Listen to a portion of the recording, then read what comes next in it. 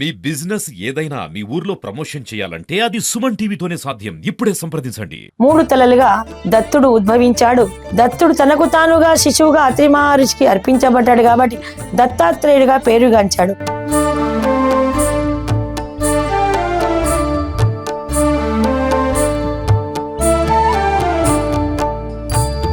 గోదావరి నది స్నానం చేసి అత్రి అనసూయల యొక్క నామాన్ని స్మరించి దత్తాత్రేయుని యొక్క స్తవాన్ని గాని కవచాన్ని పారాయణం చేసుకుంటే జ్ఞాన వృద్ధి జరుగుతుంది. జై శ్రీ దత్త మహారాజుకి జై. ముందుగా మనం దత్తుడి గురించి ఒక కథ చెప్పుకోవాలి. దత్త అంటేనే సమర్పించుకోవడము. తనకు తాను సమర్పించుకున్న త్రిమూర్తి యొక్క శక్తి స్వరూపము దత్తుడు. అయితే సప్త ఋషులలో చాలా ప్రముఖమైన వాడు అత్రి మహర్షి. ఆయన పేరు మీదనే ఆత్రేయుడు అయినాడు దత్తాత్రేయుడు. దత్తత అంటే సమర్పించుకోవడం. అత్రి మహర్షి యొక్క కుమారుడు కాబట్టి ఆత్రేయుడు, అందుకే ఆయనకు దత్తాత్రేయుడు అని పేరు వచ్చింది. ఒక మునుల గురించే చెప్పుకుంటారు. మునిపత్నులలో కూడా మంచి నిష్ఠాపరులైన మహాపతివ్రత అనసూయాదేవి. అనసూయాదేవి కద్దమ ప్రజాపతి యొక్క కూతురు. ఆయనకున్న 7 కూతుర్లలో ఈమె. కద్దమ ప్రజాపతి తన 7 కూతుర్లను మహానిష్ణాతులైన మహాపురుషులకు ఇచ్చాడు. అత్రి మహర్షి చాలా పరమ భక్తుడు. ఎప్పుడు నిష్ఠా నియమాలతో ఒక గురుకులాన్ని నిర్వహిస్తూ వేద పాఠాలు అందరికీ చెబుతూ మంచి మంచి ఋషులను, భరద్వాజ మహాముని కూడా అత్రి మహాముని యొక్క శిష్యుడు అని చెప్తాడు. గొప్ప గొప్ప ఋషులను తయారు చేసినటువంటి మహాముని. ఆయనకు తగ్గ ఇల్లాలు అనసూయాదేవి. అనసూయాదేవి ఎంత నిష్ఠాపరురాలు, ఎంత పతివ్రత శిరోమణి అంటే ఆమె మాటకు ఎదురు ఉండదు. ఒకరోజు ముని సంఘాలలో దాహార్తి తీర్చుకోవడానికి నీటి కరువు బాగా వచ్చింది. నీరు ఎక్కడ లేకపోతే ఆమె ఏకాగ్రత కూర్చొని గంగాదేవిని ప్రార్థించిన మాత్రాన శివుని శిరం నుండి గంగా వేగంగా ప్రవహించి అత్రి మహర్షి యొక్క పర్ణ కుటీరం గుండా ప్రవహించి కుటీరాలలో ఉన్నటువంటి ముని సంఘాలకు, ముని కుటుంబాలకు దాహార్తిని తీర్చి వ్యవసాయానికి తోడ్పడిందట గంగా మహాతల్లి. అలాగా ఎంత పతివ్రత శిరోమణి అంటే ఆమె తలుచుకున్నంత మాత్రాన సూర్యచంద్ర గమనాలను, సృష్టిని కూడా ఆపగల మహాపతివ్రత. అటువంటి శక్తి అయినటువంటి ఆ ప్రతివ్రత శిరోమణి యొక్క గొప్పతనాన్ని ఒకరోజు వైకుంఠంలో జరుగుతున్నటువంటి దేవ సంఘాల మహాసభకు అప్పుడే వచ్చిన నారద మహాముని ప్రఫుల్ల వదనంతో కూర్చొని చిరునవ్వు మొగతో ఉన్నాడట.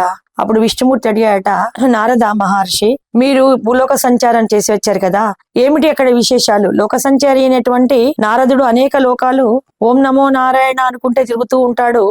అలాగా భూలోకానికి వచ్చినటువంటి నారద మహాముని అత్రి మహర్షి యొక్క ఆశ్రమాన్ని సందర్శించి ఎంత ఓపిక సహనంగా అనసూయాదేవి తన శిష్యులకు వంట చేసి పెట్టడము, మహాముని పతి లేని వేళ ఇంట్లో ఆయన సంధ్యా జపాలకు హోమయాగా వెళ్తున్నప్పుడు ఆ శిష్యులందరికీ సమస్యలను, వేదంలో ఉన్నటువంటి విద్యా సమస్యలను తీరుస్తూ ఆమె వంట చేస్తూ తన సొంత పుత్రుల కన్నా ఎక్కువ శిష్యులను అనురాగంతో చూస్తుంటే దయగల తల్లి కదా అని అనసూయాదేవి యొక్క గొప్పతనాన్ని చూసి ఎవరికైనా చెప్పాలి. నారదమామునికి ఏదైనా గొప్ప విషయం ఉంటే వెంటనే వేరే వాళ్ళతో పంచుకోవాలని ఉత్సాహం బాగా ఉంటుంది. విష్ణుమూర్తి అడిగిన తడుగానే చెప్పాడంట, ఏం చెప్పను పితామహ, అనసూయాదేవి ఓపిక, సహనము, ఆ సౌశల్యత, స్త్రీలో ఉన్నటువంటి ఎంత గొప్ప మహాశక్తి. ఆమెకు భూదేవి ఉన్నంత ఓపిక ఉన్నది. ఎంత చక్కగా శిష్యులందరినీ కూడా తన సొంత పుత్రుల వల్లే లాలిస్తూ భోజనాది సౌకర్యాలను అందిస్తూ వాళ్లకు వేదంలో వచ్చే సమస్యలను కూడా తీరుస్తున్నది. ఆమె ఎంత తెలివైనటువంటి మునిపత్ని. అలాగే పతిభక్తి ఎంతగా ఉంది. ఒక కాలంలో కరువు కాటకాలు వచ్చినప్పుడు చాలా తపస్సు చేసి గంగాదేవిని మెప్పించి తన ఆశ్రమ వాకిట పారిపించుకున్నటువంటి మహామహోన్నతురాలు అని చెప్తున్నాడు. అనసూయాదేవి యొక్క ప్రతిభను చెప్పేటప్పటికీ అక్కడ ఉన్న త్రిమాతలు ఎవరు? మన పార్వతీదేవి, లక్ష్మీదేవి, సరస్వతీదేవి. మాకంటే గొప్ప ఆమెనా ఒక మానవ కాంత అని ముగ్గురు ఏకకంఠంగా అడిగారట. అప్పటికే విష్ణుమూర్తికి అనిపించిందంట, స్త్రీ సహజమైనటువంటి ఈర్ష అబ్బో మా ముగ్గురి మాతల్లో కూడా ఉందా అని అనుకొని, సరే మరి ఒక పరీక్ష పెడదాము, మేము గొప్పవాళ్ళమా, అనసూయాదేవి గొప్పదా, పాతివ్రత్య మహిమలో అనే దానికి పరీక్ష పెట్టడానికి తమ ముగ్గురి భర్తలను ప్రాధేయపడ్డారట ముగ్గురు మాతలు. ఏంటంటే అనసూయాదేవి ఏ వేళ ఎవరు వచ్చినా భిక్ష పెట్టు అనగానే ఓం భగవతి భిక్షాం దేహి అనగానే ఎంత అర్ధరాత్రి రాని, అపరాత్రి అపరాహ్న వేళ అంటే మిట్ట మధ్యాహ్నం రాని ఎంత మాత్రము విసుక్కోకుండా చాలా సౌశల్య ఉదయంతో రుచికరమైన భోజనాన్ని అందిస్తుందట. పరీక్షించడానికి ముగ్గురు పేద బ్రాహ్మణుల వేషం వేసుకొని వెళ్ళారు భూలోకానికి. అత్రి మహర్షికి ఆశ్రమానికి మన త్రిమూర్తులు బ్రహ్మ విష్ణు మహేశ్వర్లు బ్రాహ్మణ రూపంగా వెళ్ళారు. వెళ్ళేటప్పటికీ అప్పటికే భోజనం సిద్ధం చేసి తన భర్త కోసం శిష్యుల కోసం ఎదురు చూస్తోంది మన అనసూయాదేవి. అమ్మా భవతి భిక్షాందేహి అని ఏకకంఠంతో ముగ్గురు ఒకసారి అడిగేట వరకు ప్రఫుల్ల వదనంతోని ఆమె లోనికి సాదరంగా ఆహ్వానించి చేతులకు కాళ్ళు అర్ఘ్యపాద్యాలు ఇచ్చి కూర్చోబెట్టి శీతల పానీయాన్ని ఇచ్చిందంట. పీటలు వేసింది, కూర్చోబెట్టింది. భిక్షకులారా, మీకు ఆతిథ్యం ఇవ్వడం నా అదృష్టంగా భావిస్తున్నాను. ఒక్క విన్నపం మాది వినండి. సంధ్యా జపాలకై నా భర్త గారు ఉదయానికే వెళ్ళారు. వచ్చే వేళైతోంది. మా మహాముని రాగానే మీకు వారితో పాటు మీకు భిక్షనిస్తాను అని అడిగిందట. లేదు లేదు, మాకు చాలా తొందర పని ఉంది. కాలయాపన మేము ఎంత మాత్రము చేయలేదు. చాలా క్షుక్షబాధ, చాలా ఆకలి బాధగా ఉంది. అన్ని మమ్మల్ని వెంటనే పంపించాలి అనేటప్పటికీ ఒక బ్రాహ్మణులను ఆకలితో ఈయన గారు ఎప్పుడు వస్తారో తెలియదు, ఆకలితో ఉంచడం ఇష్టం లేక సరే అని లోపలికి వెళ్లి మంగళసూత్రాలు కళ్ళకద్దుకొని పతికి మనసారా నమస్కరించి, అతిథులకు మీ రాక కోసం వేచి ఉండలేకపోతున్నారు కాబట్టి స్వామి నన్ను క్షమించండి అని ఆయన గారి కోసం వేరే బియ్యం వేరే కుంపటి మీద కడిగివేసి ఈ వండిన ఆహారాన్ని చక్కగా విస్తల మీద నీళ్లు చల్లి ముగ్గులు వేసి ఆ ముగ్గురికి పీటల మీద కూర్చోబెట్టి ఆహారాన్ని వడ్డించడానికి ఉపయుక్తమైంది. అప్పుడు వాళ్ళు ఒక కోరిక కోరారట. తల్లి అని సంబోధించారు.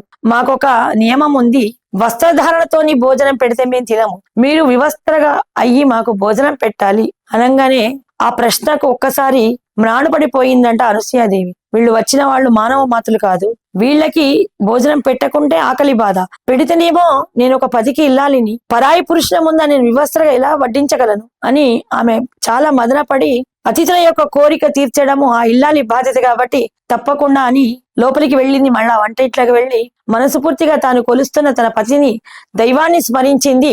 వెంటనే ఒక చెంబులో నీళ్లు తీసుకొని, ఒక రాగి చెంబులో నీళ్లు తీసుకొని మంత్రాన్ని పఠించింది. ఆ మంత్రజలాలు తెచ్చి విస్తరి మీద చల్లింది, ఆ ముగ్గురి మీద చల్లింది. వెంటనే ఆ ముగ్గురు 3 నెలల పసిబాలలు అయిపోయి ఉంగా ఉంగా అని ఎడవడం మొదలు పెట్టారట పీటల మీద. అప్పుడు మొత్తం తను కట్టుకున్నటువంటి వస్త్రాలన్నీ విప్పేసి వివస్త్రగా ఒక్కొక్కళ్ళకి తన స్థనాన్ని ఇచ్చి వాళ్ళ ఆకలి బాధ తీర్చి మళ్ళీ లోపలికి వెళ్ళి తను బట్టలు ధరించిందంట.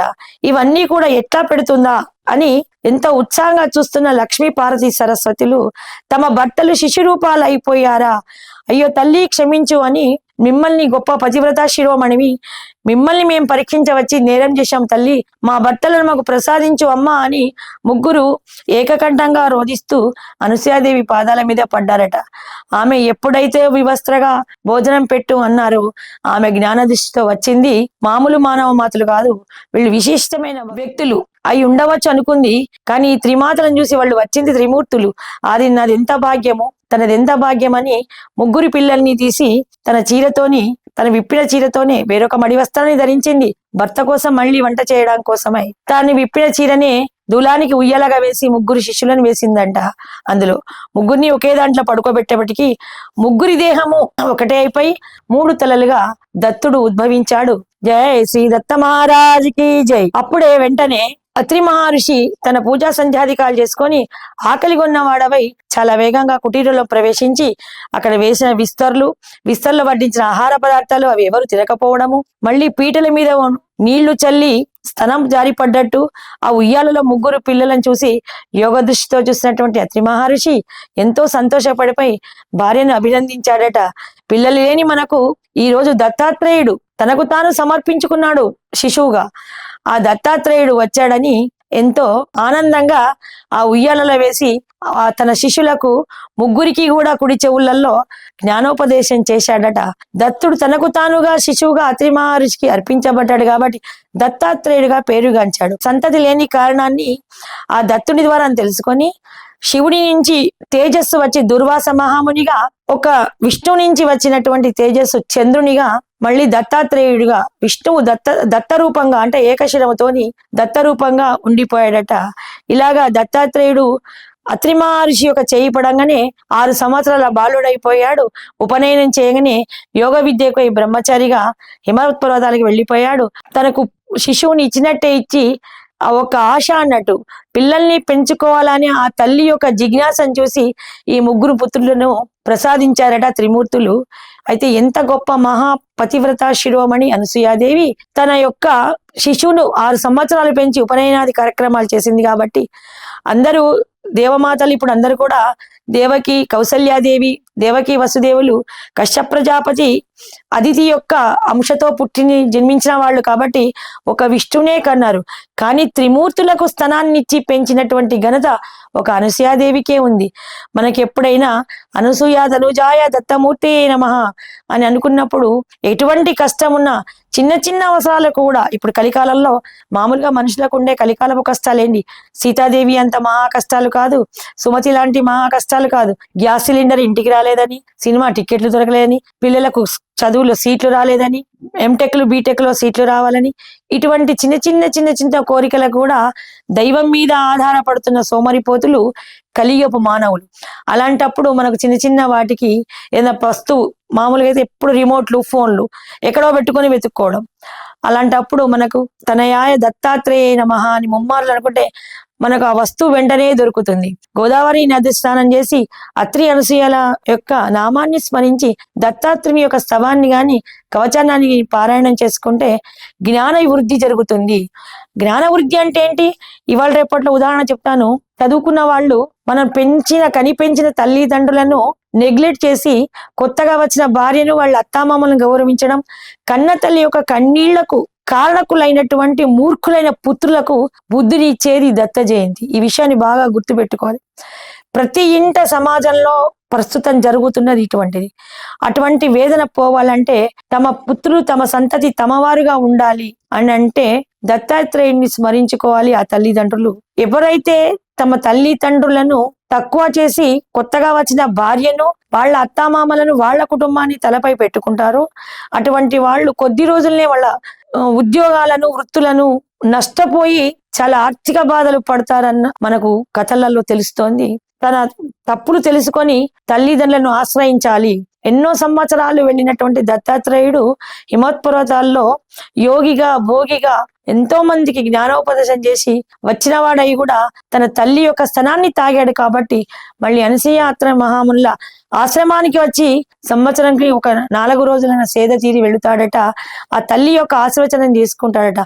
జగద్గురువైన దత్తాత్రేయుడే తల్లి యొక్క పాదాలు మొక్కి ఆశీర్వచనం తీసుకొని తల్లి ఆశీర్వాదన బలంతోనే ఎంతమంది సిద్ధులను తయారు చేసినటువంటి ఘనమైన త్రిమూర్తి శక్తులే ఒక తల్లికి అంకితమైనప్పుడు మానవ మాతృలు ఎంత మాతృలు. ఎవరైతే తల్లిని దూషిస్తారో వాళ్ళకి దత్తుడు కూడా సహాయం చేయడు అని మనకు పురాణాలు తెలుపుతున్నాయి. మాతృదేవో భవ అనేది మనకు దత్తాత్రేయుడు ఉపదేశించినటువంటి ఘనమైన మంత్రము. జై శ్రీరామ్, జై దత్తగురు.